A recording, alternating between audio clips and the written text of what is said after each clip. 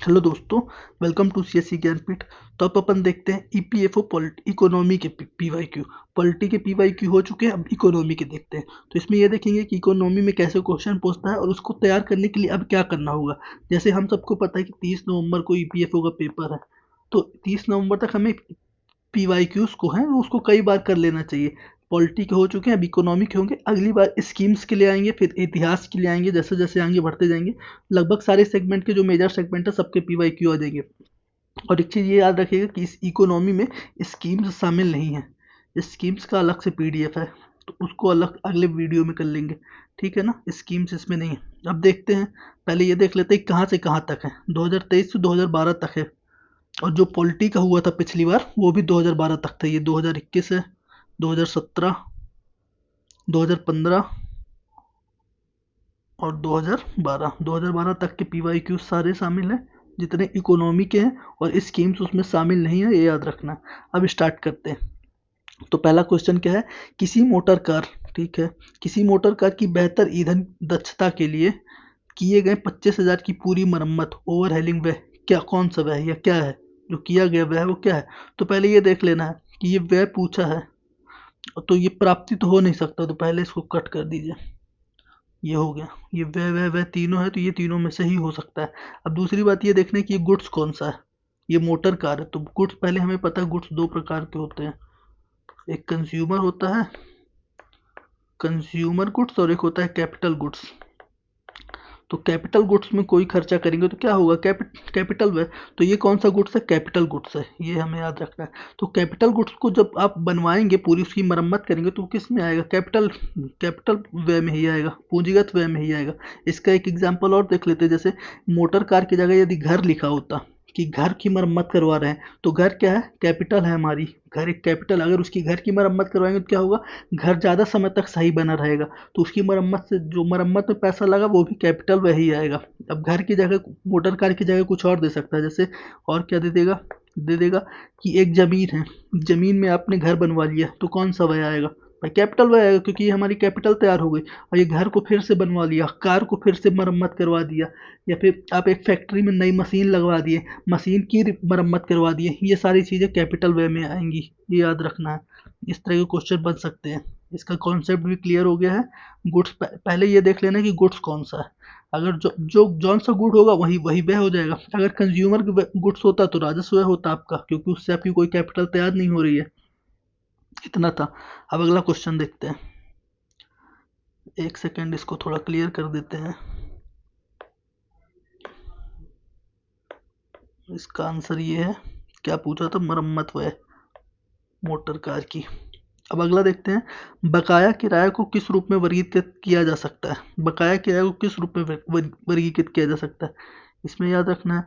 एक तो क्या क्या पूछा है, आय वैल, इसको इंग्लिश में कहते हैं नॉमिनल, नॉमिनल अकाउंट, ये कैपिटल अकाउंट, पर्सनल अकाउंट।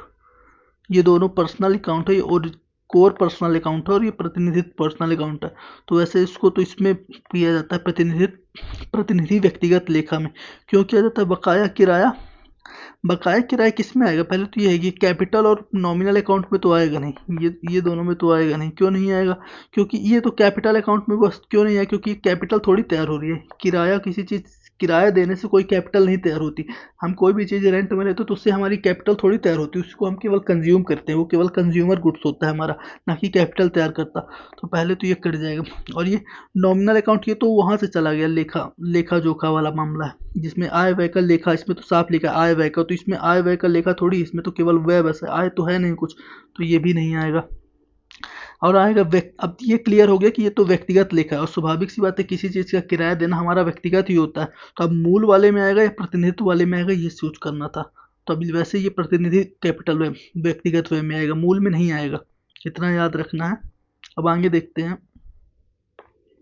आगे, किसके कारण रेल बजट को आम बजट से अलग कर दिया गया था। तो 1924 की पृथकता सम्मेलन के कारण रेल बजट को आम बजट से अलग कर दिया गया था। ये फैक्चुअल क्वेश्चन है, ये याद रखना। इसको केवल रटने वाला है, इसमें कुछ कॉन्सेप्ट नहीं है कि इस वजह से अलग कर दिया गया था, वो था तो अलग किया गया था तो किया गया था, बस इतना याद रखना।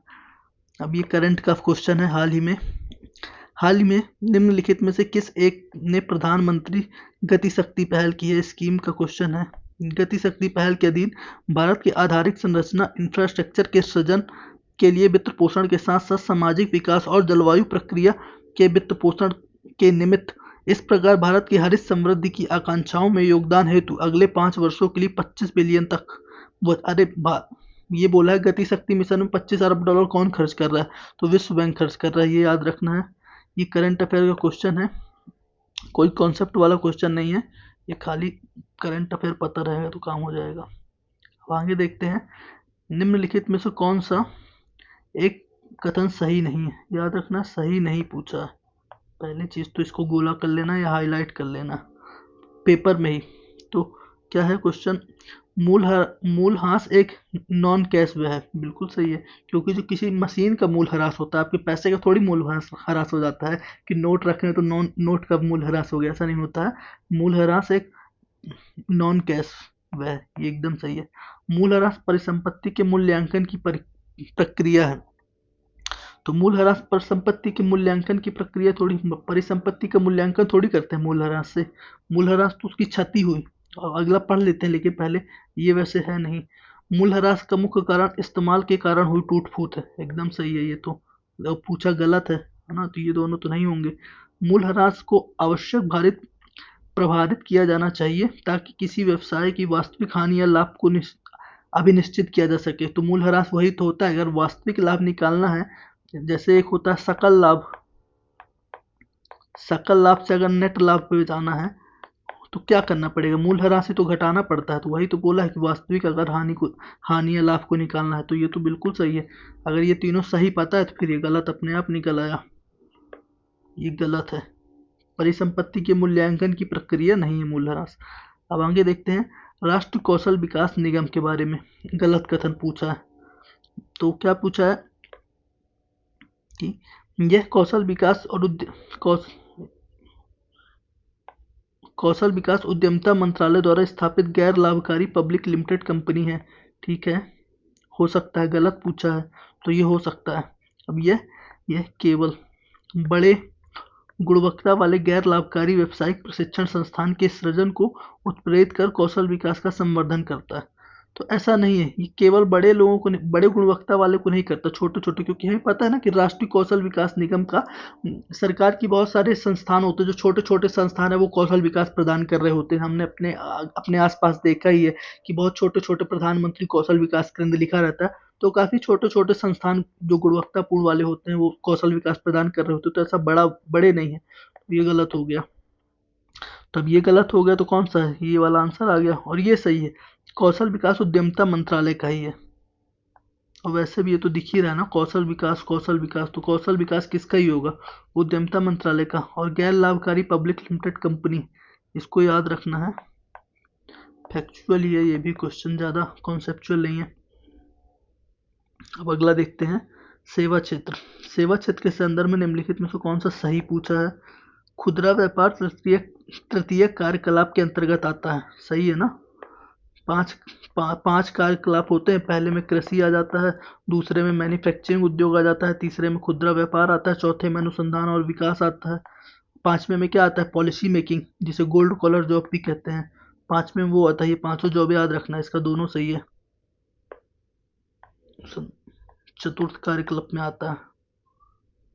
अब आगे देखते हैं, अब आगे क्या है कि भारत में क्रेन सरकार भारतीय रिजर्व बैंक के परामर्श से उपभोक्ता कीमत सूचकांक के आधार पर 5 वर्ष में एक बार मुद्रास्फीति का लक्ष्य निर्धारित करती है। ये सबको पता है। एमपीसी के जो टारगेट होते हैं, मॉनिटरिंग पॉलिसी कमेटी के जो टारगेट होते हैं 4 ± 2% के, इसको हर 5 साल में केंद्र सरकार आरबीआई के परामर्श से तय करती है, यही बोला गया है। तो ये तो सही है। अब अगला क्या है, वर्तमान में भारत में मौद्रिक नीति ढांचा केंद्र सरकार द्वारा प्रचलित किया जाता है। तो बताइए ये सही है कि गलत है? कैसे सही हो सकता है? केंद्र सरकार थोड़ी ये सब काम करती है, सबके लिए तो हमारे पास अलग से संस्था है आरबीआई की एमपीसी होती है, मॉनेटरी पॉलिसी कमेटी, जिसमें 6 मेंबर होते हैं। ये सब याद रखना है, 3 गवर्नमेंट के होते हैं, 3 आरबीआई के होते हैं। लेकिन इसको मॉनिटर कौन करता है? आरबीआई का गवर्नर करता है, इसका अध्यक्ष भी आरबीआई का गवर्नर होता है एमपीसी का। तो ये तो गलत हो गया, ये गलत हो गया, तो ये आ गया 2 गलत है सी। ये सारी चीज़ ये कॉन्सेप्चुअल है, याद रखना, ये फैक्चुअल नहीं है, कॉन्सेप्चुअल क्वेश्चन है। और इस पे कॉन्सेप्चुअल फैक्चुअल दोनों टाइप के क्वेश्चन पूछे जाते हैं।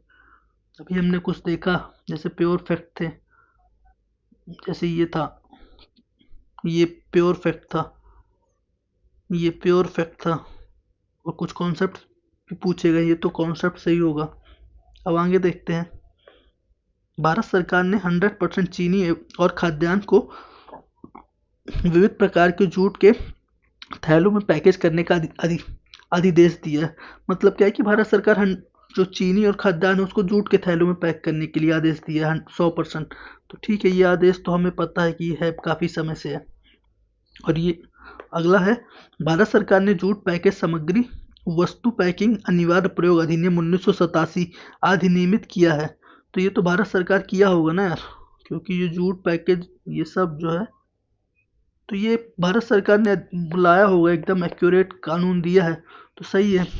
तो और जो ये चीज़ें की है, जो चीनी और खाद्यान्न को जूट के थैलों में लाना है, तो ये इसी कानून से लाया गया है, क्योंकि ये दोनों जूट के बारे में ही बात कर रहे हैं। तो ऐसा अनुमान लगा के कर सकते हैं, या फिर इसको पता रखना तो बहुत कठिन काम है कि भारत सरकार कौन सा कानून संशोधन करके ये प्रक्रिया लाया है कि चीनी और खाद्यान्न को 100% जूट से ही पैक करना। तो ये सारी चीज़ें थोड़ा अनुमान लगाना पड़ेगा, और ये इतना याद रखना तो बड़ा मुश्किल है। इसलिए आपको ये थोड़ा समझना पड़ेगा कि अगर जूट के थैलों की बात चल रही है और कोई कानून जूट से संबंधित ही है, तो वो जनरली सही देंगे, गलत नहीं देंगे। इतना अंडरस्टैंडिंग और थोड़ा इतना माइंड डेवलप करना पड़ेगा। ये क्वेश्चन कोई बोले कि ये क्वेश्चन हमने पढ़ा नहीं था इसलिए स्किप कर दिए, तो स्किप नहीं करना है इस तरह के क्वेश्चन। इस तरह को अनुमान लगाना है ना कि जो 100% भारत सरकार, ये हमें लगभग पता है सबको, लेकिन ये इसी संशोधन में किया था कि नहीं किया था ये नहीं पता है, लेकिन इसको अनुमान से करना है, किया ही होगा, क्योंकि झूठ की बात चल रही है, यहाँ पे भी झूठ की बात चल रही है। ऐसा अगर अधिनियम होगा तो इसी में संशोधन करेगा ना, तो ये आपको अनुमान लगाना है। तो इसका ये सही होगा, ए नंबर। इस ए नंबर क्या है, कथन एक कथन दो दोनों सही है, और कथन दो कथन एक की व्याख्या करता है।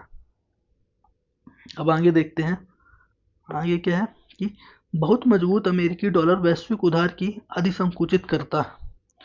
बहुत मजबूत अमेरिकी डॉलर वैश्विक उधार को अधिसंकुचित करता है, तो बात सही है ना, उसको समझाते हैं। बहुत मजबूत वैश्विक अमेरिकी डॉलर मतलब अभी $1 बराबर 80 रुपये है भारत में, कल को ये $1 बराबर 100 रुपये हो जाए तो डॉलर मजबूत हो गया। तो वैसे अब तो उधार को छोटा, तो आधी संकुचित मतलब छोटा करना, नैरो करना, श्रिंक करना, ये होता छोटा करना। तो उधार को तो छोटा कर ही देगा ना। पहले आप मार्केट से $10 लाते थे तो 800 आपको मिल जाता था। ओ सॉरी, कुछ गड़बड़ हुआ, डॉलर मजबूत हुआ है ना यहाँ पे, तो ये थोड़ी हुआ, डॉलर मजबूत होने का मतलब हुआ $1 बराबर अब 60 रुपये हो गया। या जब $1 बराबर $1 रुपये करेंगे तो रुपए मजबूत होता है उस तरह में, ये याद रखना है। उस वो जब जब ये बढ़ता है तो रुपए मजबूत होता है, जब ये घटता है तो अब डॉलर मजबूत हुआ। ये तो डॉलर मजबूत हुआ तो पहले $10 लाते थे तो 800 मिलता था, अब 600 ही मिलेगा। तो ये तो अधिसंकुचित तो कर देगा उधार को अगर डॉलर मजबूत होता है, तो ये सही है। अमेरिका से बाहर, एक सेकेंड, अमेरिका से बाहर अनेक देश अब और कंपनियां डॉलर में उधार लेती हैं, ये तो सबको पता है यार, ये तो सही है ही। अब इसका कौन सा सही होगा, तो इसका ए सही होगा। क्यों? क्योंकि अगर ये दोनों को मिलाना है तो इन दोनों के बीच बिकॉज जोड़ दीजिए, क्योंकि बहुत मजबूत अमेरिकी डॉलर वैश्विक उधार को अधिसंकुचित करती है, क्योंकि अमेरिका से बाहर अनेक देश और कंपनियां डॉलर में उधार लेती हैं। तो एकदम परफेक्ट बैठ रहा है, इसलिए इसका ए सही होगा। और दोनों कथन पहले देख लेना कि ये भी सही है, ये भी सही है, उसके बाद ये दोनों को मैच करना है। अगर इनमें से एक भी कोई गलत हुआ तो इसका आंसर तो इसलिए निकल आएगा, चाहे ये आ जाएगा या फिर ये आ जाएगा। अगर कोई भी एक गलत हुआ तो इसलिए आंसर आ जाएगा। अगर आंसर दोनों सही है तो फिर सोचना पड़ेगा कि व्याख्या करता है कि नहीं करता। तो व्याख्या कैसे चेक करना है, दोनों के बीच में क्योंकि लगा देना है, बिकॉज लगा देना है, तो उससे पता चल जाएगा व्याख्या करता है कि नहीं करता है। तो फिलहाल इसका आंसर ये है। अब आगे देखते हैं, भारत में आरटीजीएस एनईएफटी भुगतान प्रणाली भारतीय राष्ट्रीय भुगतान निगम के स्वामित्व में इसके द्वारा प्रचलित है। ठीक है, इसको देख और आगे देखते हैं। भारतीय राष्ट्रीय भुगतान निगम बैंकों द्वारा संवर्धित सत्ता है, तो इसके बारे में हम लोगों को पता है। ये जो आरटीजीएस और एनईएफटी है ये आरबीआई के द्वारा चलाया जाता है, ना कि एनपीसीआई। ये एनपीसीआई है, national payment corporation of India, NPCI. तो एनपीसीआई नहीं चलाता। एनपीसीआई क्या चलाता है? एनपीसीआई का काम होता है भीम जैसे ऐप चलाता है, रुपए पेमेंट कार्ड। एनपीसीआई का क्या क्या है? भीम है, रुपए है, रुपए पेमेंट कार्ड, ये सारी चीज़ें एनपीसीआई का। आरटीजीएस और एनईएफटी आरबीआई के अंडर में आता है। तो पहला गलत हो गया, पहला गलत होते ही आंसर आ गया, अब दूसरा पढ़ना ही नहीं है। और ये लेकिन ये इसको मैं बता देता हूँ कि एनपीसीआई ये बैंकों द्वारा संवर्धित है। तो एनपीसीआई को किसने बनाया है ये याद रखना, RBI plus bank, Indian bank board, bank association. RBI और बैंक एसोसिएशन ये दोनों ने मिलकर एनपीसीआई को बनाया, इसलिए बैंक द्वारा संवर्धित है, ये सही है। अब आगे अब आता है 2021 का। तो अब 2021 के पेपर को देखते हैं। 2023 वाले हो गए हैं लगभग। कितने क्वेश्चन थे इसमें? एक सेकेंड, इसको काउंट कर लेते हैं।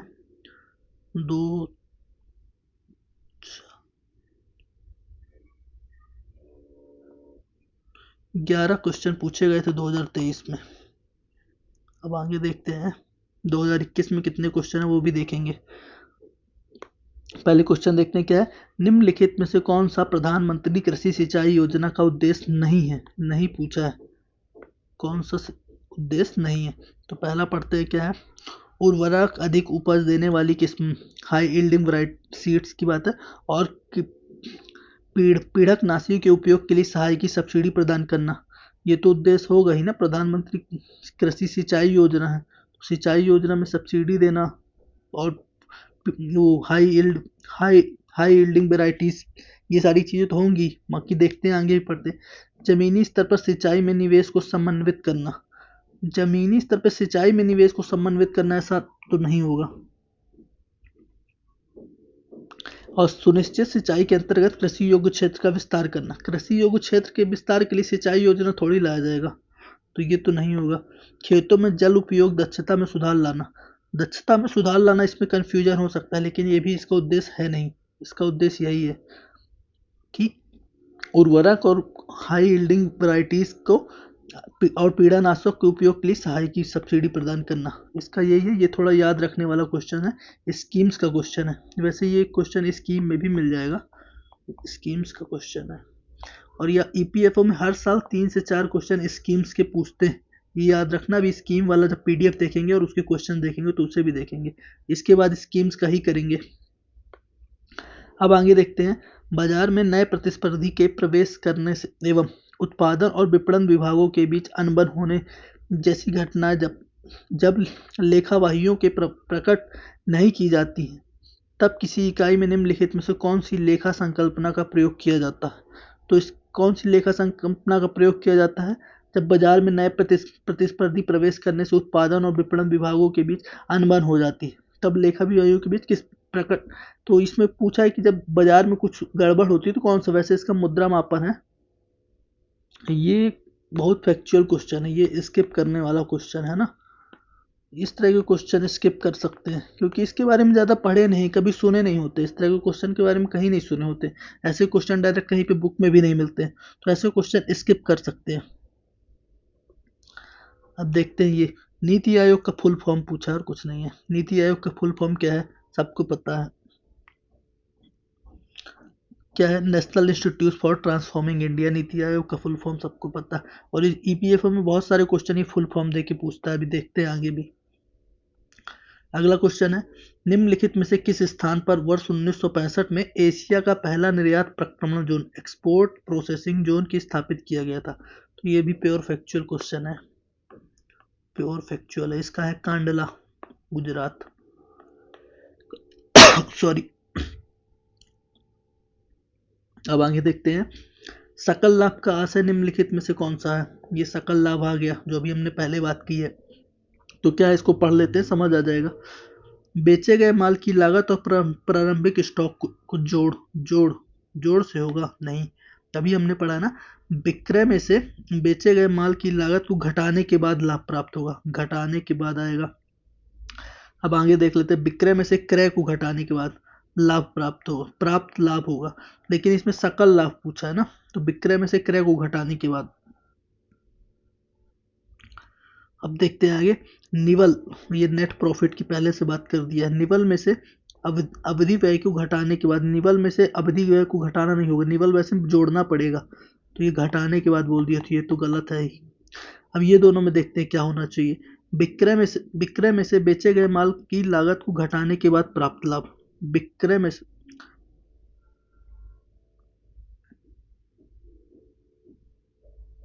इसका तो ये होगा ना, देखिए इसको देखते हैं। विक्रय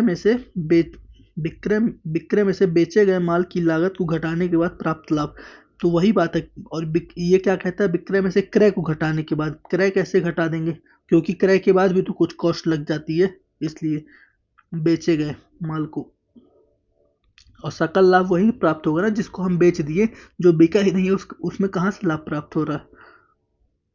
तो ये इस टाइप के क्वेश्चन बड़े आराम से कर रहे हैं, थोड़ा एक दो बार पढ़ के पूछेंगे। हर साल इस तरह के क्वेश्चन एक दो पूछा जाएगा। ये कॉन्सेप्चुअल क्वेश्चन है, इसको डायरेक्ट बुक में नहीं मिलेगा। इसको आराम से पढ़ेंगे, समझ आ जाएगा। एक दो बार पढ़ लेना इस तरह के क्वेश्चन। ये इस तरह के क्वेश्चन गलत नहीं होंगे फिर, अगर एक दो बार पढ़ के करेंगे तो। हाँ, ये याद रखना। जैसे ये क्वेश्चन है, ये बहुत शिद्दत से आराम से पढ़ के करिए ना, सही होगा। अगर इकोनॉमी समझ आ रही है तो क्यों गलत होगा। इसमें ना कोई फैक्चुअल, प्योर कॉन्सेप्चुअल क्वेश्चन है। आइए देखते हैं, इसको पढ़ते हैं। क्या है, आय व्यय लेखा के संबंध में निम्नलिखित में से कौन सा कथन सही है। आय और व्यय अभी वही है। इनकम और एक्सपेंडिचर किस में आता है, नॉमिनल अकाउंट में, सबको पता है यार। रियल अकाउंट क्या होता है, रियल अकाउंट में जब पहले की किसी मतलब पहले की ईयर से तुलना की जाती है, वास्तविक, जब किसी चीज़ को वास्तविक अमाउंट निकालना होता है। जैसे रियल जीडीपी क्या होती है, 2023, जैसे 2016-17 के आधार ईयर पे तुलना की जाती है, तो वो वास्तविक आती है। तो रियल तो वो होगा नहीं। पर्सनल अकाउंट तो व्यक्तिगत से संबंधित होता है, ये तो होना ही नहीं चाहिए।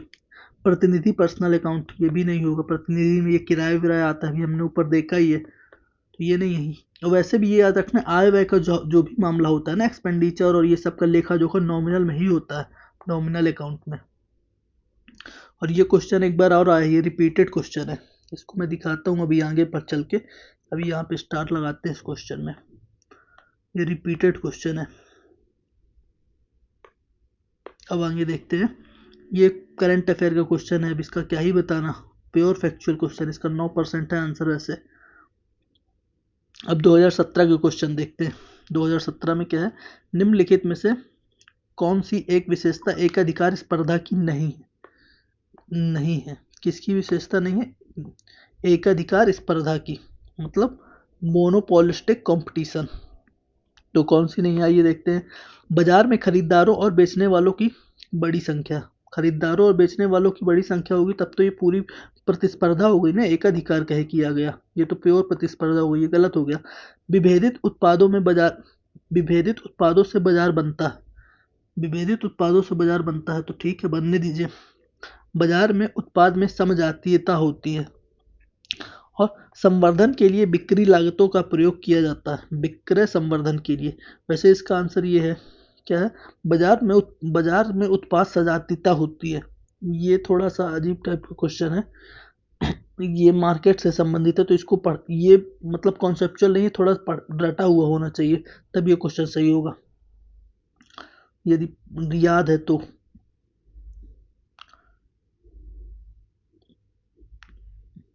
ये थोड़ा, अब आगे देखते हैं। कोयले पर, एक सेकेंड,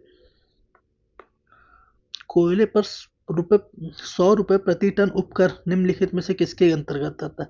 कोयले पर लग रहा है तो किसके अंतर्गत आएगा, आइए। कार्बन कर आएगा, कार्बन सब्सिडी आएगा, प्रौद्योगिकी के लिए कार्बन प्रोत्साहन आएगा, कार्बन परमिट की बिक्री के लिए कार्बन प्रोत्साहन आएगा। अब इसको देखते हैं कैसे करते हैं। एक तो कोयले पर लग रहा है 100 रुपये प्रति टन उपकर लग रहा है, सेस लग रहा है। सेस जनरली किसी विशेष चीज़ों के लिए लगा रहता है, ये सबको पता है हम लोगों को। तो ये कार्बन कर होगा या फिर कार्बन सब्सिडी। एक तो प्रोत्साहन स्कीम तो नहीं हो सकती। अगर 100 रुपये टन किसी से पैसा ले रहे हैं तो वो प्रोत्साहन कहेगा हुआ, स्वाभाविक सी बात है। अगर मेरे से कोई, मैं कुछ भी काम कर रहा हूँ, उसमें 100 रुपये मेरे से ले रहे हैं, माइनस हो रहा हूँ ना, मैं 100 रुपये माइनस में जा रहा हूँ। मैं एक उत्पादन, अगर उत्पाद कर रहा हूँ कोयले का, तो मेरे से 100 रुपये कोयले रहे तो मैं 100 रुपये माइनस में जा रहा हूँ। तो माइनस में जा रहा हूँ तो प्रोत्साहन थोड़ी होगा, तब तो प्रोत्साहन तो नहीं हो सकता। अगर प्लस में 100 रुपये जाता तब प्रोत्साहन होता कि चलो मैं कुछ काम कर रहा हूँ, मेरे को 100 रुपये बेनिफिट अधिक मिल गया, तो ये सरकार ने मुझे प्रोत्साहन दे दिया। तो ये दोनों तो डायरेक्ट काट सकते हैं। अब बचता है कार्बन कर और कार्बन सब्सिडी।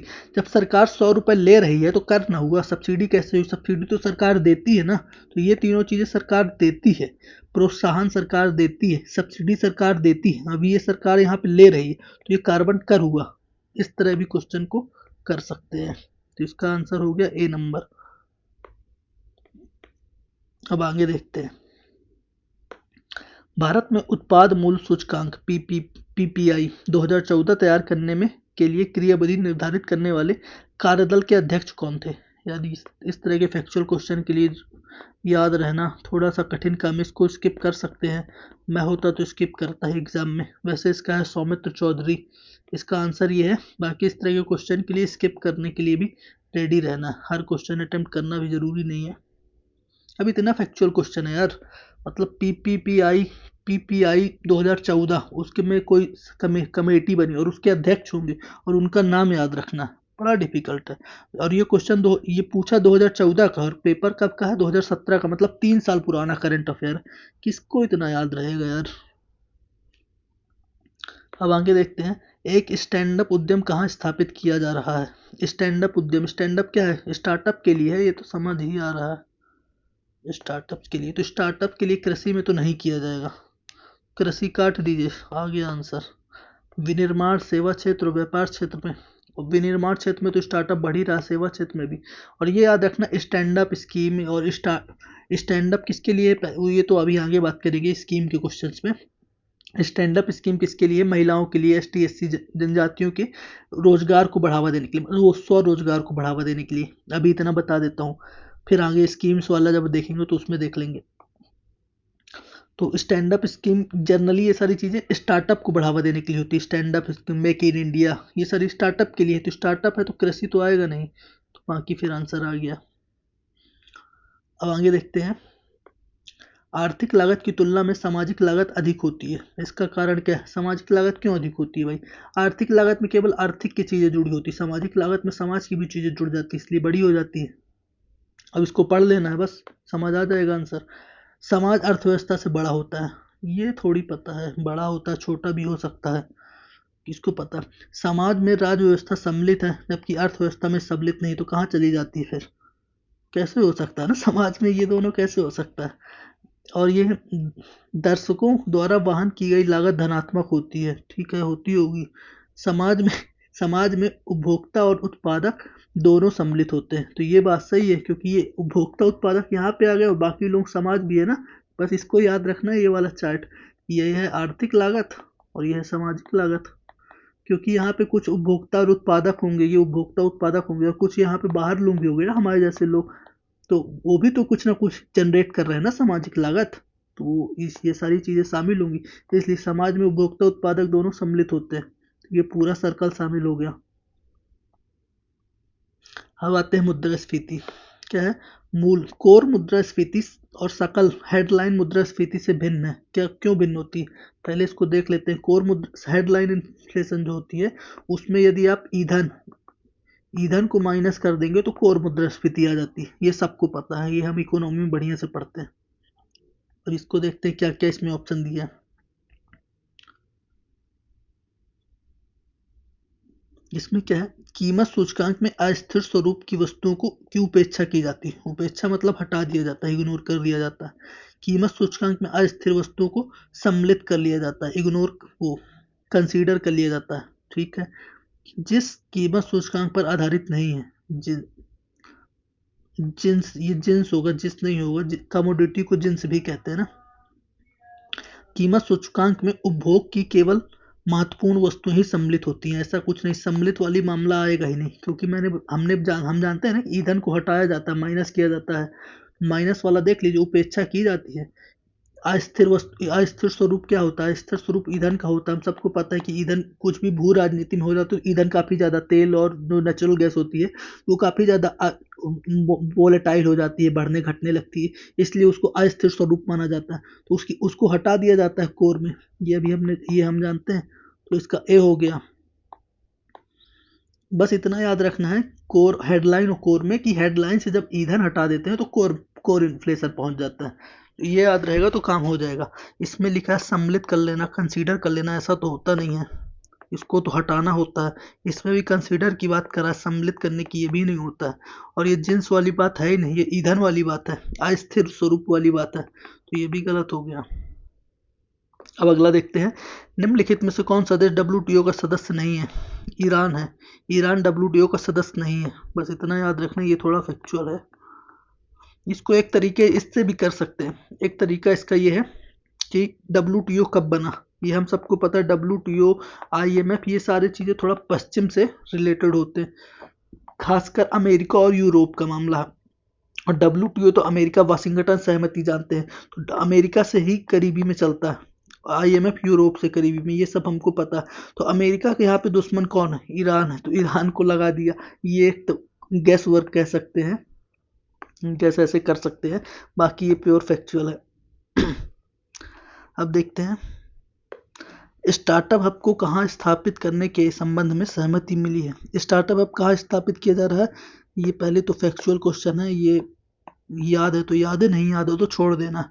वैसे स्टार्टअप हब आईआईटी और एनआईटीज में किया जा रहा है, 1 और 3, आईआईटीज, एनआईटीज, वो आईआईटीज और सेंट्रल यूनिवर्सिटीज में किया जा रहा है, 1 और 4। एनआईटीज में नहीं किया जा रहा है, बस ये याद रखना। ये फैक्चुअल क्वेश्चन है, इस तरह क्वेश्चन को छोड़ देना है यार, जबरदस्ती का तुक्का नहीं खेलना है। अब आगे देखते हैं, प्रारंभिक खर्च किसका उदाहरण है? पहला तो वही देख लेते, जब खर्च पूछा है तो लाभ कैसे हो गया, उसको काट दे देते हैं। अब अपने पास 3 ऑप्शन बचे, ये तीनों में खर्च खर्च है, ये भी एक सही बात है। प्रारंभिक खर्च किसका उदाहरण? प्रारंभिक खर्च, किसी भी चीज़ में प्रारंभिक खर्च करेंगे, जैसे कि घर बनवाना है तो घर बनवाने में प्रारंभिक खर्च क्या हो गया? एक तो पहले देखने सुनना, ये सारी चीज़ें करेंगे ना, डायरेक्ट जाके घर बनवाना थोड़ी कर देंगे। तो जो सबसे पहला खर्च होगा वो राजस्व खर्च आएगा, उसका आपको कोई कैपिटल तैयार नहीं होगी। यदि आप ज़मीन ले रहे हैं, कोई ज़मीन लेने जा रहे हैं, तो ज़मीन ले देखने जो जा रहे हैं, देखने जाएंगे तो किसी वाहन से जाएंगे, साधन लगाएंगे या ईंधन लगेगा, पेट्रोल डीजल जो भी लगे, तो ये जो पेट्रोल डीजल है, ये कोई कैपिटल खर्च नहीं है, ये आपका राजस्व खर्च है, रेवेन्यू एक्सपेंडिचर है। तो प्रारंभिक खर्च हमेशा रेवेन्यू एक्सपेंडिचर में आता है, किसी भी चीज़ का। आप बाद का एक्सपेंडिचर आप पूंजीगत लाभ मान सकते हैं कि इसके बाद आप घर बन जाएगा, ज़मीन खरीद लेंगे, तो ये आपका कैपिटल एक्सपेंडिचर हो गया। लेकिन जो प्रारंभिक एकदम किया था, ज़मीन खरीदने के लिए एकदम पहला खर्च किया था, पहला खर्च क्या किया था कि ज़मीन देखने गए थे। देखने कहे से गए थे? किसी ऑटो से गए थे, कोई गाड़ी से गए थे, उसमें पेट्रोल लगा, डीजल लगा, जो भी लगा, वो प्रारंभिक खर्च है। वो प्रारंभिक खर्च कौन सा हुआ? उसका आपको रिटर्न कभी नहीं मिलेगा, वो रेवेन्यू खर्च में ही आएगा, ये याद रखना। अब आगे देखते हैं, ये मैंने उसमें ऊपर स्टार लगाया था ना इस क्वेश्चन में, आय व्यय लेखा क्या होता है? Nominal account. ये रिपीटेड क्वेश्चन है, ऊपर हमने स्टार लगाया था। ये पीडीएफ मिलेगी तो आप देखिएगा, ये रिपीटेड क्वेश्चन है, इसको देख ही लेते हैं ना। ऊपर फैक्चुअल, जो कॉन्सेप्चुअल क्वेश्चन होते हैं ना, वो काफ़ी रिपीट होते हैं, जैसे ये है। और क्वेश्चन कौन सा रिपीट हुआ है वो भी मैं देख के बताता हूँ।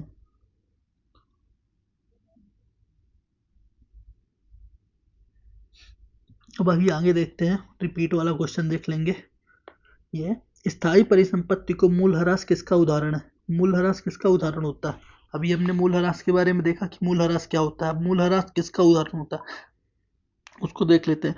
तो मूलह्रास किसी वस्तु में हो गया, जैसे समझिए, एक सेकेंड, ये मशीन था, जमीन खरीदे थे, मान लीजिए जमीन थी 1 लाख रुपए की। अब क्योंकि यहाँ पे रोड रोड बनी थी, लेकिन अब ये रोड रोड टूट गई है, फिर अब जमीन की वैल्यू कम हो गई है, अब वैल्यू हो गई 90,000 रुपये, तो इसका 10% मूलह्रास हो गया। तो ये क्या हो गया आपका? कैपिटल थोड़ी, एक तो मूलह्रास हुआ तो इसमें लाभ तो होगा नहीं, पहली बात तो ये है। तो लाभ वाला तो आप डायरेक्ट काट दीजिए, मूलह्रास हुआ तो आपका खर्च ही हो गया ना, ये पैसा तो बर्बाद ही हो गया। तो किस में आई? ये पूंजी तो आपकी तैयार नहीं हुई, पूंजी व्यय तो हुआ नहीं, राजस्व व्यय ही होना चाहिए। तो अब ये दोनों में देखना आस्थगित राजस्व है या राजस्व है। वैसे ये राजस्व ही है, ये राजस्व है, आस्थगित राजस्व नहीं है, क्योंकि ये 10% पूरे जो 10,000 रुपये हुआ वो पूरा लॉस हो गया ना, इसका तो कोई वो नहीं है, तो वो राजस्व में आएगा। अब आते हैं 2015 का पेपर में। तो उसका पहला क्वेश्चन है, निम्नलिखित कथनों में से कौन सा वितरण के सिद्धांत की अंतर वस्तु को सर्वोत्तम रूप से वर्णित करता है? वितरण का सिद्धांत पूछा है, तो कौन सा वितरण के सिद्धांत को वो कर सर्वोत्तम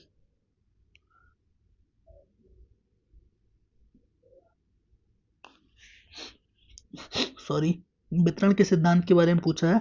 तो क्या है? अर्थव्यवस्था में विभिन्न व्यक्तियों के बीच आय का वितरण, वितरण के सिद्धांत की अंतर वस्तु को सर्वोत्तम, अंतर वस्तु का है आय के वितरण, व्यक्तियों के बीच में, केंद्र तथा राज्यों के बीच में आय का वितरण, संपत्ति संपत्ति तथा न्याय के संपत्ति तथा आय के न्याय संगत वितरण का नियम, उपादान संसाधनों के स्वामियों के बीच आय का वितरण। तो कौन सा वितरण का सिद्धांत है? उपादान मतलब सब्सिडी या फिर रिसोर्सेस का जो डिस्ट्रीब्यूशन होता है उसके बारे में कहा रहा है। तो वितरण का सिद्धांत इसी के लिए होता है, उपादान संसाधनों के स्वामियों के बीच वितरण, मतलब संसाधन सभी के लिए समान वितरण हो, उसके लिए वितरण संसाधन होता है, न कि आय का वितरण। तो प्योर संसाधन होते हैं, उपादान संसाधन होते हैं उसके लिए। अब आगे देखते हैं, उत्पादन के कारक की मांग को उत्पन्न मांग कहा जाता है। उत्पादन के कारक की मांग को उत्पन्न मांग कहा जाता है। क्या है ये? तो उत्पादन के कारण क्या है? एक सेकेंड, यह किसी उद्यम की लाभप्रदता का फलन है, यह पूरक कारकों पर पूर्ति पर निर्भर करता है, यह अंतिम उत्पाद की मांग पर निर्भर करता है, यह आवश्यकताओं की सापेक्ष संसाधन के दुर्लभ होने पर उत्पन्न होती है। उत्पादन के कारक की मांग, उत्पादन के कारक की मांग को उत्पन्न मांग कहा जाता है, को व्युत्पन्न मांग कहा जाता है। तो ये किस लिए कहा जाता है? ये अंतिम उत्पाद की मांग से उत्पन्न होता है, बस इसका ये है। ये थोड़ा अजीब टाइप की इस टाइप की क्वेश्चन अगर स्किप करना है तो कर सकते हैं। अगर ये नहीं समझ आ रहे हैं एग्जाम में जल्दी में तो इसको स्किप कर सकते हैं, क्योंकि ये डायरेक्टली जर्नली जो भी हम बुक पढ़ते हैं इकोनॉमी के लिए, जैसे रमेश सिंह हो गया या फिर विवेक सिंह की बुक हो गई, ये सारी बुक में जर्नली ऐसे क्वेश्चन नहीं मिलते हैं, काफ़ी घुमा फिरा के हैं। एनसीईआरटी पढ़े तब जाके कहीं कुछ मिलता है, और ये सारे क्वेश्चन समझने में भी इतना कन्फ्यूजन हो रहा है, तो ये सारे क्वेश्चन स्किप कर सकते हैं। कुछ क्वेश्चन स्किप तो करना ही है ना, 120 में 120 तो करना नहीं है। क्यों नहीं करना? क्योंकि माइनस मार्किंग भी है भाई, 1/3 की माइनस मार्किंग, मतलब 2.83 नंबर एक क्वेश्चन गलत होने से कटेगा। वो सॉरी 0.83 क्वेश्चन नंबर एक क्वेश्चन गलत होने से घटेगा। तो जबरदस्ती के तुक्के भी नहीं खेलना है। अब आगे देखते हैं, जब भी देश में कोई मुक्त व्यापार क्षेत्र स्थापित करते हैं, वे अपने बीच व्यापार के सभी प्रतिबंधों को समाप्त कर देते हैं, तथा अपने बीच व्यापार के सभी प्रतिबंधों को समाप्त कर देते हैं। और क्या करते हैं ये पूछा। वे बाहरी देशों से होने वाले आयातों पर एक सर्वसम्मान बाह्य शुल्क स्थापित करते हैं। ये एफटीए में थोड़ी होता है, ये एफटीए में नहीं होता, ये कॉमन मार्केट में होता है, सीयू जिसे सीएम वो सॉरी कस्टम यूनियन में होता है, सीयू जिसे कहते हैं। वे बाहरी देशों में होने वाले आयातों में सभी प्रतिबंधों को समाप्त कर देते हैं। ऐसा भी नहीं होता, क्योंकि एफटीए के बारे में हम जानते हैं ना, एफटीए के बारे में क्या होता है कि 2 लिस्ट होती है, जिसमें एक पॉजिटिव लिस्ट होती है, एक निगेटिव लिस्ट। पॉजिटिव लिस्ट में जो चीज़ें होती है उसमें हम टैरिफ कम कर देते हैं, निगेटिव लिस्ट में जो टैरिफ रहता है वही चलता रहता है। तो ये भी नहीं होता, सभी प्रतिबंध समाप्त नहीं करते। वे अन्य मुक्त क्षेत्रों में होने वाली आयातों पर सभी प्रतिबंधों को समाप्त कर देते हैं। ऐसा भी नहीं होता, कोई अदर देश से मुक्त हो रहे हैं तो सभी प्रतिबंधों को तो कहीं पे समाप्त नहीं करते, क्योंकि जो मुक्त व्यापार समझौता होता है उसमें 2 लिस्ट होती है, वो याद रखना। तो जहाँ जहाँ सभी प्रतिबंध हटा आया है उसको कट कर देना। और ये क्वेश्चन रिपीट होने की पूरी संभावना। क्यों रिपीट होने की संभावना? क्योंकि अभी यूके के साथ हमारा एफटीए हुआ, इसलिए ये क्वेश्चन रिपीट होने की संभावना। एफटीए के बारे में अच्छे से पढ़ लेना, इसका एक मैंने वीडियो भी बनाया है, वो देख सकते हैं। और अगला है प्रत्येक देश बाहरी देशों से होने वाली आयातों पर अपने अपने शुल्क तथा कोटों को समुच्चय बनाए रखता है। ये देखिए, शुल्क तथा कोटों का समुच्चय बनाए रखता है, कम कर देता है लेकिन शुल्क और कोटे थोड़ी थोड़ी बने रहते हैं। तो इसका आंसर यही है। प्रत्येक देश बाहरी देशों से होने वाले आयातों पर अपने देशों में प्रशुल्क और कोटा को समुच्चय बनाए रखता है, क्योंकि पूरी तरह से समाप्त नहीं करता है। अब आगे देखते हैं, आईएमएफ के संबंध में निम्नलिखित कथनों पर विचार करना है। ठीक है, भारत आईएमएफ का संस्थापक सदस्य है, सबको पता है यार। भारत आईएमएफ में भारत का कोटा 4% है। ओ भाई 4% है, समझ रहे हैं, गलत है ये। भारत में आईएमएफ का कोटा कितना 2.6 के आसपास है, एग्जैक्ट नहीं पता, लेकिन एग्जैक्ट अभी याद नहीं आ रहा, 2.6 या फिर 2.8 के आसपास है, इतना ही है, 4% नहीं है। तो 2 काट देना है, आंसर आ गया। एक स्टेटमेंट पता होने से आंसर आ गया, 1 3 4। क्या है, आगे पढ़ लेते हैं। आईएमएफ में वित्त मंत्री पदेन प्रतिनिधित्व करते हैं, स्वाभाविक सी बात है यार, क्योंकि आईएमएफ वित्त से संबंधित मामला है ना, तो वित्त मंत्री तो करेंगे ही। आईएमएफ का अनुच्छेद 4 के अधीन भारत की आर्थिक स्थिति का नियमित पुनर्निरीक्षण करता है। ठीक है, करता होगा। अब आगे देखते हैं, विदेशी निवेश संवर्धन बोर्ड के संदर्भ के निम्नलिखित में से कौन से कार्य सही है। विदेशी निवेश संवर्धन बोर्ड, क्योंकि ये सारे बोर्ड हम याद नहीं कर सकते हैं, इनको इस तरह क्वेश्चन को कैसे करना है वो देखिएगा, क्योंकि इतने सारे बोर्ड हैं, तब तो याद करने बैठेंगे तो याद ही करते रहेंगे। इससे निकालना है विदेशी निवेश, मतलब एफडीआई से संबंधित मामले को संवर्धन मतलब बढ़ाने के लिए करते हैं, बस इतना याद रहेगा। अब देखते हैं, पढ़ते हैं। विदेशी निवेश के लिए प्रस्तावों को शीघ्र निकासी क्लियरेंस सुनिश्चित करना। ठीक बात है, ये पॉजिटिव है और ये पॉजिटिव काम ही करेगा, क्योंकि एफडीआई बढ़ाने का प्रयास करेगा, इससे हम ये नाम से पता चल गया। विदेशी निवेश संवर्धन बोर्ड है तो विदेशी निवेश को बढ़ाने का प्रयास करेगा, इतना पता चल गया। अब इसमें पॉजिटिव देख लेते हैं कौन कौन से। विदेशी निवेश के लिए प्रस्तावों को शीघ्र निकासी क्लियरेंस सुनिश्चित करना, क्योंकि विदेशी निवेश कहीं पे तभी करते हैं जब ये पता हो कि हमें कभी भी पैसा निकालना तुरंत निकल आए, तो ये शीघ्र निकासी के लिए अगर क्लियरेंस सही होगा तो उससे निवेश बढ़ता है, तो ये एक अच्छा पॉइंट है, तो ये प्लस वाला। अगर ये पॉजिटिव स्टेटमेंट हो तो ये जनरली सही होगा, क्योंकि हमें याद नहीं है और इस तरह क्वेश्चन को छोड़ना बिल्कुल नहीं है। अब अगला है, बोर्ड द्वारा निकासी क्लियर किए गए प्रस्तावों के कार्यान्वयन का आवधिक पुनर्निरीक्षण करना, रिव्यू करना, ये सारी चीज़ें अच्छी होती हैं, पॉजिटिव मानी जाती हैं। अगर किसी भी चीज़ का बार बार अच्छे से पुनर्निरीक्षण हो रहा है तो उसमें फालतू का भ्रष्टाचार वगैरह नहीं होगा, तो ये सारी चीज़ें अच्छी है, तो ये भी पॉजिटिव है, तो ये भी सही होगा। एफडीआई के संवर्धन तथा सुगमीकरण के लिए समय समय पर आवश्यक समझे गए अन्य सभी क्रियाकलाप करना, इससे पॉजिटिव क्या हो सकता है। अगर समय समय पर कोई आवश्यक सुझाव है उसको करना, उसके लिए प्रयास करना, अच्छी बात है ना, तो ये भी पॉजिटिव है, ये भी सही होगा। उद्योग मंत्रालय द्वारा अलग से गठित किए जा रहे एफपीआईसी के साथ अन्योन्य क्रिया करना, ये भी सही है, क्योंकि ये कोऑर्डिनेशन की बात कर रहे हैं ना, विभिन्न मंत्रालयों के बीच में अगर कोऑर्डिनेशन हो जाएगा तो उससे तो निवेश और अच्छा बढ़ेगा, बस इतना दिमाग लगा लेना है। ये चारों पॉजिटिव में है, चारों सही है, तो बस इसका आंसर चारों होगा। देख लीजिए, ये है चारों, सी है आंसर इसका।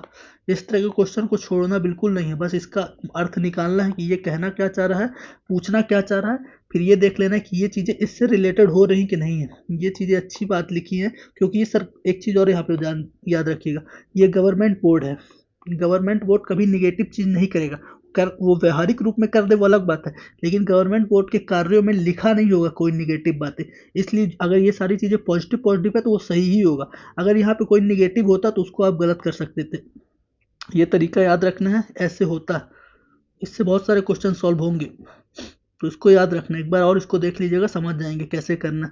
यहाँ पे सारों में प्लस पॉइंट है, मतलब प्लस है, पॉजिटिव लिखा हुआ, अगर कहीं पे निगेटिव होता तो उसको तुरंत काट देना था, क्योंकि गवर्नमेंट बोर्ड के जो कार्य होंगे वो निगेटिव नहीं हो सकते हैं, भले व्यवहारिक रूप में निगेटिव एक आध कर दे, लेकिन कागज में जो लिखे रहेंगे वो निगेटिव नहीं लिखा जाएगा, इसलिए। अब आगे देखते हैं, क्या है, महंगी मुद्रा के संदर्भ में महंगी मुद्रा शब्द किसके लिए निर्दिष्ट होता है। महंगी मुद्रा किसके लिए होता है, जो तुरंत बाहर पलायन कर जाए, बाहर उड़ जाए, वही महंगी मुद्रा।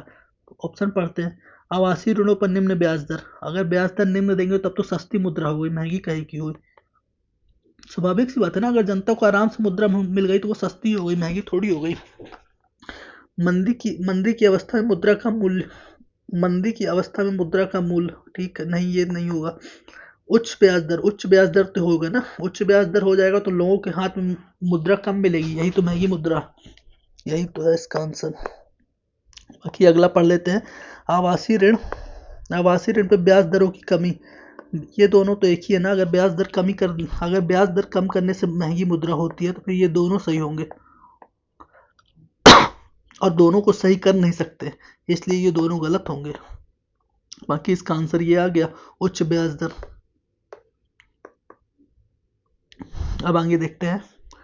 सार्वजनिक क्षेत्र के उद्यमों में शेयरों के निवेश पर रंगराजन समिति के सुझाव, रंगराजन समिति के सुझाव पूछ रहा है। अब इसको देखते हैं, इसमें क्या क्या सुझाव दिया है इन्होंने। लिखा है इक्विटी की मुक्त की जाने वाली प्रतिशतता को सार्वजनिक क्षेत्रों के लिए आरक्षित उद्योगों में 49% से अधिक नहीं होनी चाहिए, अन्य के लिए 74 या 100 होनी चाहिए। कितना सही स्टेटमेंट है, 74 हो न या फिर 100 हो, लेकिन सार्वजनिक क्षेत्रों के लिए 49 हो, ऐसा रंगराजन समिति का सुझाव था। तो ये तो थोड़ा याद रखने वाला काम है, इसमें बहुत ज़्यादा दिमाग नहीं लगा सकते। विनिवेश का वर्षवार लक्ष्य बनाए रखना, ये तो पॉजिटिव है यार, काफ़ी ज़्यादा पॉजिटिव है। वर्षवार लक्ष्य बनाए रखना, किसी भी चीज़ का वार्षिक या ईयर बेस्ड टारगेट होता है तो वो काफ़ी पॉजिटिव होता है, तो ये तो सही होगा ही। बाकी ये डेटा है, ये भी डेटा सही है, तो इसका दोनों सही है। अब है ये विशेष आर्थिक क्षेत्रों को किसके लिए विकसित किया गया था। इसमें एक चीज़ स्टार्ट लगा लीजिए, ये क्वेश्चन रिपीट होगा, अभी फिर से देखिएगा।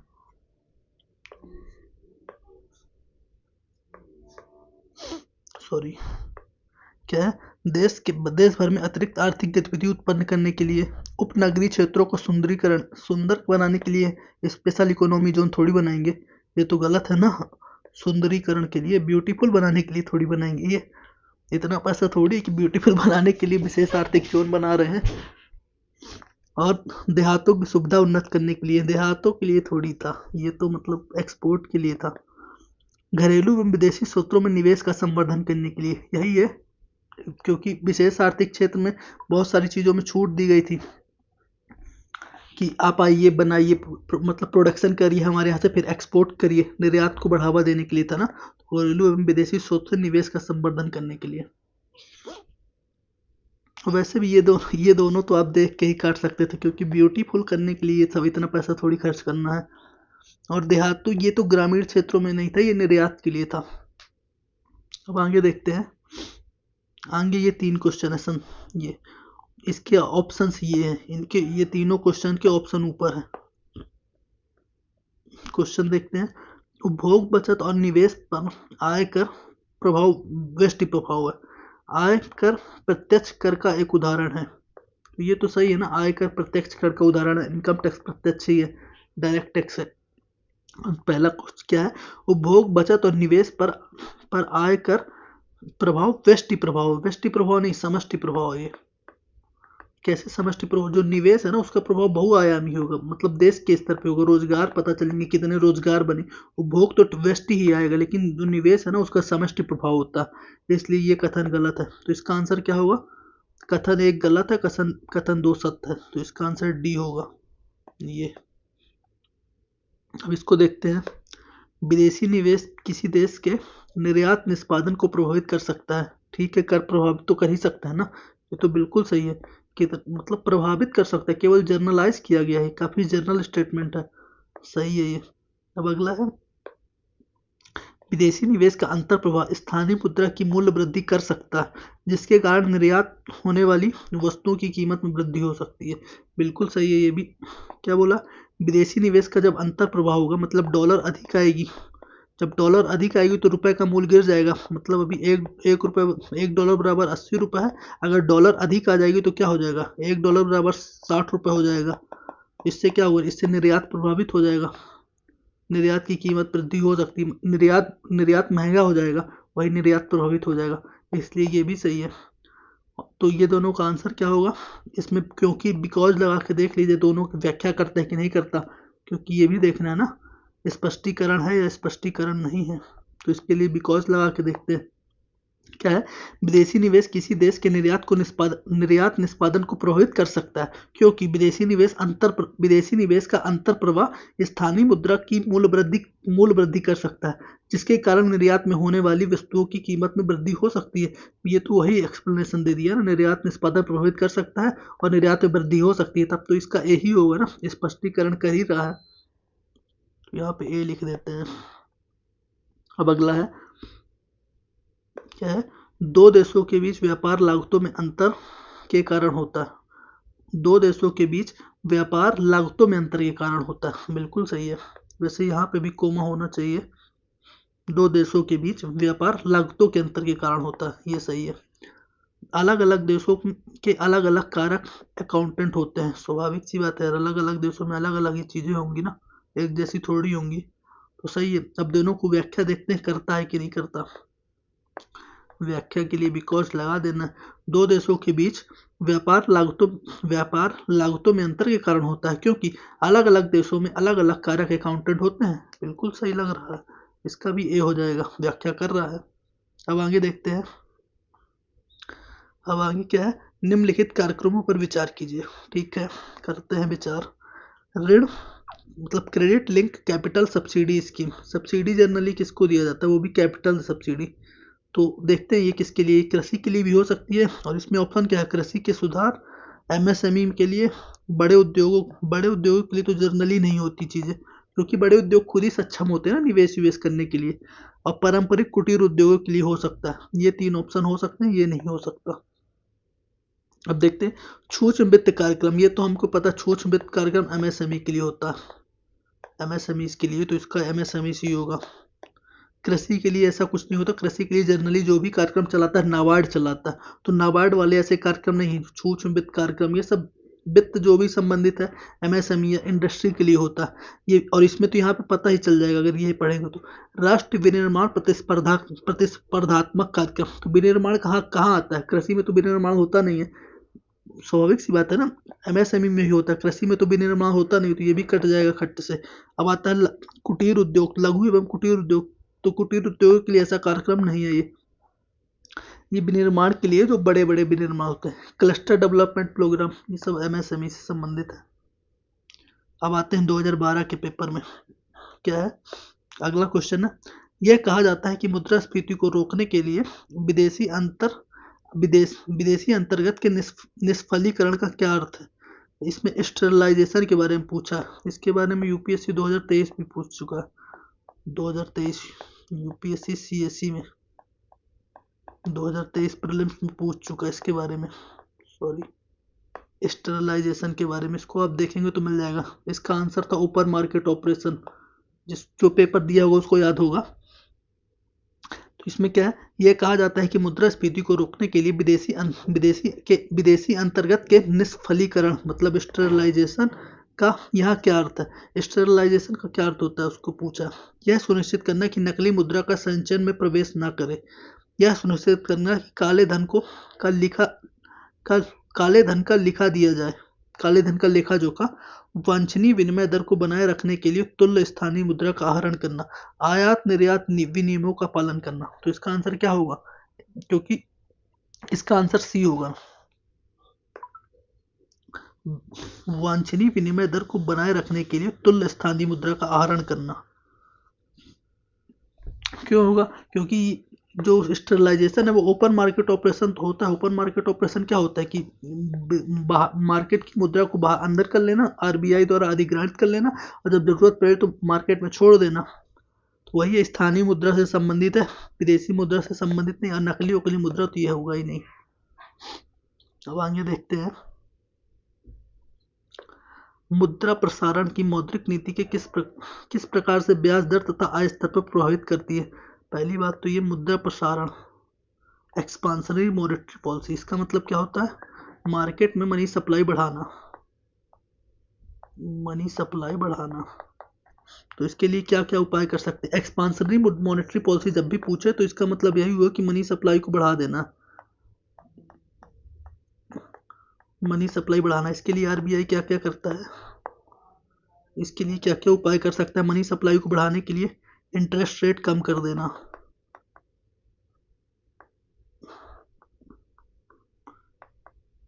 इंटरेस्ट रेट कम कर देना।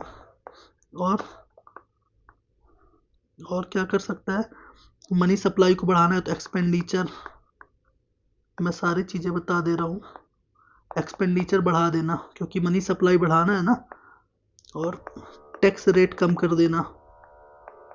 और ये दोनों याद रखिएगा, ये दोनों फिजिकल पॉलिसी के पार्ट है। फिजिकल पॉलिसी के, ये मॉनेटरी पॉलिसी का पार्ट है। तो अब इसमें देखते हैं क्या पूछा है। इसमें पूछा है ब्याज पर और आय पर क्या प्रभाव पड़ेगा। तो आय स्तर बढ़ती है परंतु ब्याज दर घटती है। अभी हमने देखा कि मनी सब एक्सपांशनरी मॉनेटरी पॉलिसी में मनी सप्लाई बढ़ाता है जिसमें इंटरेस्ट रेट कम होता है, तो ब्याज दर घटती है। जब ब्याज दर घटती है तो क्या होता है कि निवेश बढ़ता है, इन्वेस्टमेंट बढ़ता है। इससे क्या होता है? आय बढ़ती है। तो ये सही होगा। बाकी आगे भी पढ़ लेते हैं। क्या है? ब्याज दर बढ़ती है, ये तो पता है, ऐसा तो नहीं होता यार। आगे क्या है? ब्याज दर तथा आय स्तर दोनों बढ़ती है। नहीं, ब्याज दर और आय स्तर अपोजिट चलता है, ये भी याद रखना है। कैसे? इसको देखते हैं। ब्याज बढ़ेगी तो क्या होगा? निवेश कम होगा। निवेश कम होगा तो रोजगार कम मिलेंगे। रोजगार कम होगा तो आय कम होगी। आय कम होगी तो फिर बचत कम होगी। बचत कम होगी तो फिर निवेश कम होगा। ये पूरा साइकिल चलता है। आय कम होगी तो रोजगार कम हो जाएगा और फिर निवेश। ये सारी चीज़ें पूरी साइकिल में चलती हैं, ये याद रखना। और ये इससे क्या पता चला कि ब्याज और आय विरोध में चलती है, अलग अलग सर्कल चलता है। अगर ब्याज बढ़ेगा तो आय कम होगी, आय कम होगी तो ब्याज बढ़ेगा, तो ये दोनों एक साथ नहीं हो सकता। ब्याज दर और आय स्तर दोनों घटेगी, ये दोनों एक साथ कभी नहीं चलती, अपोजिट चलती हैं। अभी हमने ये साइकिल पूरा देखा।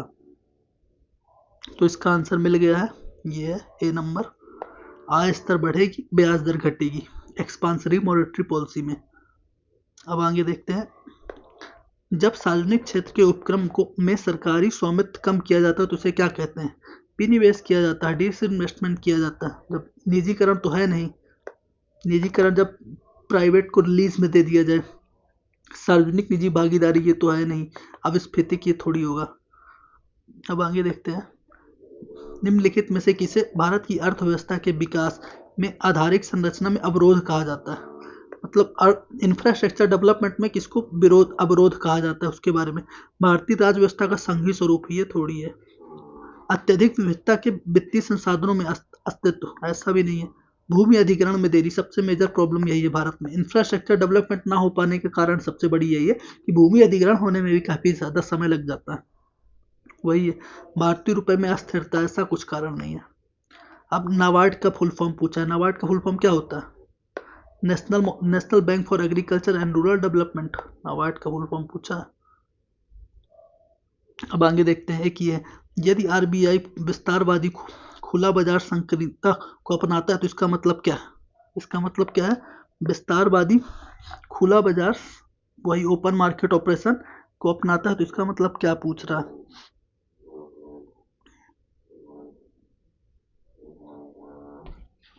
इसका मतलब ओपन मार्केट ऑपरेशन का मतलब क्या है? मतलब प्रतिभूतियों को खुले बाजार में बेचेगा। विस्तारवादी पूछा, विस्तारवादी में क्या होता है? पहली चीज जो हमने बताया एक्सपांशनरी होगा। ये देखिए एक्सपांशनिस्ट ओपन, एक्सपांशनरी मतलब मनी सप्लाई बढ़ाना मार्केट में। तो अभी हमने बात किया ना, मनी सप्लाई बढ़ाएगा तो क्या करेगा? बाजार में पैसा अधिक छोड़ेगा। तो अगर बाजार से प्रतिभूतियों को बेचेगा, अगर प्रतिभूतियों को बेचेगा तो मनी सप्लाई कम करना हुआ ना। जैसे ये सिक्योरिटी है, अभी आरबीआई के पास है, आरबीआई से जनता को दे देगा, मतलब पब्लिक के पास आ गई, तो पब्लिक क्या करेगा? अभी यहाँ से पैसा पब्लिक आरबीआई को दे देगा और सिक्योरिटी यहाँ आ जाएगी, तो इससे मनी सप्लाई घट जाती है, तो ये तो कभी नहीं करेगा। दूसरा, गैर सरकारी धारकों को प्रतिभूतियों खरीदेगा, तो प्रतिभूति खरीदना जरूर होगा। क्यों? इसको देख लेते हैं, यहाँ पे स्पेस नहीं है, ये यहाँ पे देखते हैं। ये एक आरबीआई है और यहाँ पे पब्लिक है आरबीआई। तो ये आरबीआई यहाँ से प्रतिभूति अगर देगा तो यहाँ से पैसा यहाँ आ जाएगा मनी, तो ये तो मार्केट मनी सप्लाई कम करना हो गया। अब इसका अगर अपोजिट करता है इसका अपोजिट क्या है कि यहाँ से अगर प्रतिभूति यहाँ खरीद ले आरबीआई और यहाँ से पैसा यहाँ चला जाए पब्लिक के पास, तो ये एक्सपांसनरी हो गई, विस्तारवादी नीति हो गई। तो यही करेगा, प्रतिभूति खरीदेगा, ये सही होगा इसका दूसरा वाला। बाकी तीसरा भी पढ़ लेते हैं। बाजार में खुलेआम घोषित करेगा कि यह ऋण विस्तार करना चाहता है। अरे खुलेआम घोषित करने की क्या जरूरत है? खुले बाजार में वाणिज्यिक बैंकों को अधिक ऋण देने का प्रस्ताव करेगा। कर सकता है, लेकिन ऐसा नहीं है। पहला तो सबसे ज्यादा जरूरी ये है। अब आगे देखते हैं, एक सेकेंड। क्या है? संरचनात्मक योजना किसे निर्दिष्ट करती है? केंद्रीकृत योजना को। संरचनात्मक योजना मतलब यार स्ट्रक्चर है ना, कुछ बड़ी चीज है, संरचना को प्रभावित कर रहा है, ऐसा वाला। ये देखिए, ये फिर से आ गया, मैंने बोला था ना ये रिपीटेड क्वेश्चन है। ये यहाँ पे पूछा है ये क्वेश्चन एक से ये SEZ के बारे में ये क्वेश्चन है, यहाँ पे भी है 2012 में SEZ। तो क्या निर्यातकों को बढ़ावा देने के लिए स्थापित किए जाने वाले SEZ निम्नलिखित में से कौन सी एक विशेषता नहीं है? तो कौन सी विशेषता नहीं है? विदेशी कामगारों को बिना वीजा के निर्बंधों को मुक्त प्रवेश दिया जाएगा। अरे ये थोड़ी विशेषता है। किसी को हम नागरिकता थोड़ी दे रहे हैं, उनको बिना मुक्त वीजा के थोड़ी दे सकते हैं, ऐसा नहीं होगा। तो ये गलत है इसका। बाकी चीज़ें सही हैं, बाकी पढ़ लेते हैं। व्यापार संचालन और शुल्क प्रशुल्कों के लिए SEZ में विदेशी राज्य क्षेत्र की तरह माना जाएगा। ये ठीक है कि चलो व्यापार और प्रशुल्क कम कर दिया जाएगा। आयात निर्यात कार्यों को सीमा शुल्क पर नियमित परीक्षा नहीं होगी, ठीक है, क्योंकि इसका SEZ का हमारा कार्य होता है एक्सपोर्ट को प्रमोट करने की। तो एक्सपोर्ट को प्रमोट करने के लिए हम कुछ छूटें दे देते हैं, जैसे कि वहाँ पे टैक्स कम कर देंगे, शुल्क रेट कम कर देंगे, इंपोर्ट में जो शुल्क होता है उसको कम कर देंगे, क्योंकि ज़्यादा से ज़्यादा इंपोर्ट करें, फिर उसको वो बनाएं या फिर मैन्युफैक्चरिंग करें और उसका एक्सपोर्ट कर दें, इसलिए वो होता है SEZ। इस जोन में आयात के लिए कोई लाइसेंस आवश्यक नहीं है, बिल्कुल सही है, क्योंकि हम प्रमोट करना चाह रहे हैं। लेकिन ऐसा नहीं होता कि हम किसी विदेशी कामगार को फ्री में वो देते हैं कि मुफ्त में प्रवेश करो और यहाँ पे निवासी बन जाओ, ऐसा नहीं होता। अब आगे देखते हैं, क्या है? मुद्रास्फीति कैसे नियंत्रित की जा सकती है? ठीक है, कैसे की जा सकती है? मजदूरी दर में वृद्धि कर दे तो मुद्रास्फीति बढ़ जाएगी, नियंत्रित थोड़ी होगी। कराधान में ह्रास कर दे, अगर टैक्स कम कर देंगे तो मुद्रास्फीति बढ़ जाएगी, कम नहीं होगी। क्यों? क्योंकि इससे मार्केट में पैसा बढ़ जाएगा। मजदूरी बढ़ेगी तो मार्केट में मनी सप्लाई बढ़ जाएगी। मुद्रा और कर को कम करेंगे तो मनी सप्लाई बढ़ जाएगी। रुपए को महंगा कर देगा, रुपए महंगा कर देंगे तो मनी सप्लाई बढ़ जाएगी। लेकिन लोक व्यय में अगर कमी कर देंगे तो मुद्रास्फीति कम हो जाएगी, क्योंकि इससे मनी सप्लाई कम हो जाती है। बस ये देखना है कि मार्केट में मनी सप्लाई क्या होगी। मनी सप्लाई अगर बढ़ रही है तो मुद्रास्फीति बढ़ेगी, मनी सप्लाई कम हो रही है तो मुद्रास्फीति कम होगी। ये दोनों अपोजिट चलता है, ये मनी सप्लाई और मुद्रास्फीति, इन्फ्लेशन। ये याद रखना, अगर मनी सप्लाई बढ़ेगी तो इन्फ्लेशन कम हो जाएगी। वो सॉरी, ये दोनों पैरेलली चलता है, इन्फ्लेशन। अगर मनी सप्लाई बढ़ेगी तो मुद्रास्फीति भी बढ़ जाएगी, मनी सप्लाई कम होगी तो मुद्रास्फीति कम हो जाएगी। ये दोनों को एक बराबरी से चलता है, इसको याद रखना। अब अगला देखते हैं, निम्नलिखित में से कौन से भारत में प्रति व्यक्ति आय की धीमी समृद्धि का मुख्य कारण? प्रति व्यक्ति आय की धीमी समृद्धि का कारण क्या है? पूंजी निर्माण का उच्च दर। ये थोड़ी हो सकता है, अगर पूंजी अधिक निर्माण होगी तो ये तो अच्छी बात है ना। पूंजी निर्माण की उच्च दर, अगर पूंजी अधिक निर्माण होगी तो ये तो अच्छी बात है, तो ये नहीं होगा। अगर ये नहीं होगा तो फिर तो आंसर आ ही गया। बाकी पढ़ लेते हैं। वित्तीय घाटे का उच्च स्तर होना, सही बात है। अगर वित्तीय घाटा अधिक होगा तो प्रति व्यक्ति आय तो कम होगी ही। उच्च जनसंख्या दर, अगर जनसंख्या अधिक है तो प्रति व्यक्ति आय तो कम होगी ही। अब आखिरी क्वेश्चन है। आखिरी क्वेश्चन क्या है? निम्नलिखित में से कौन सी सहकारी कृषि को अधिक मजबूत आधार प्रदान करने के लिए राष्ट्रीय सहकारी कृषि सलाहकार बोर्ड की सिफारिश नहीं थी? क्या है? नहीं थी पूछा। कौन सी सिफारिश नहीं थी? तो उसको पढ़ते हैं। हर समाज का भूमि के संपूर्ण एकीकरण के लिए सुनिश्चित कार्यक्रम होना। केवल नई भूमि को खरीदने के लिए आर्थिक सहायता दी जानी चाहिए। ऐसी सिफारिश कोई करेगा? इसको एक बार पढ़िए तो। केवल नई भूमि के लिए आर्थिक सहायता देना, क्यों? पुरानी भूमि उसको आर्थिक सहायता नहीं देंगे, ऐसी सिफारिश नहीं होती जनरली। राज्य सरकारों को विद्यमान संस्थाओं के पुनर्जीवन को प्राथमिकता दी जानी चाहिए, ठीक है। समाज की सारी भूमि पर संयुक्त कृषि को को ही व्यवहार में लाया जाना चाहिए, ये सारी चीज़ ठीक है, लेकिन ऐसी सिफारिश कोई नहीं करेगा केवल नई भूमि के लिए। नई भूमि क्यों, पुरानी भूमि ऐसे चली जाएगी। ये गलत है, बाकी सारे सही है। तो इतना ही था यार, 2012 से 2023 तक के ईपीएफओ के पीवाईक्यू हो चुके हैं। तो मिलते हैं फिर किसी और वीडियो में। अब इसके बाद अपन स्कीम्स कर लेंगे, स्कीम्स के बाद हिस्ट्री कर लेंगे, हिस्ट्री के बाद अपन आ जाएंगे उसमें लेबर लॉ और इंडस्ट्रियल रिलेशन और सोशल सिक्योरिटी, ये दोनों के बाद अपन उसमें आ जाएंगे, लेबर लॉ, सोशल सिक्योरिटी और इंडस्ट्रियल रिलेशन।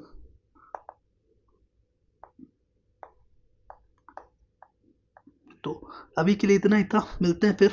और ये पीडीएफ के लिए आप ये टेलीग्राम ज्वाइन कर लीजिएगा, ज्ञानपीठ_CSE सर्च करके या फिर ये स्कैन करके। तो अभी के लिए इतना ही था, मिलते हैं फिर किसी और वीडियो में। Thank you.